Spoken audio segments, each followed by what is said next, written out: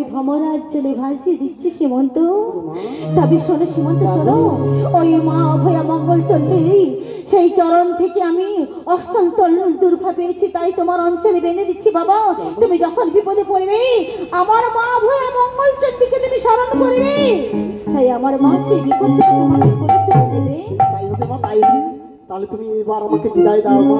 সীমন্ত, ওগো মা, আমাকে বিদায় দাও, আমায় বিদায় দাও। আমি পারবো না বাবা, আমি পারবো না, আমি তোরে বিদায় দিতে পারবো বিদায় না। দাও গো মাতা, বিদায় দাও আমারে,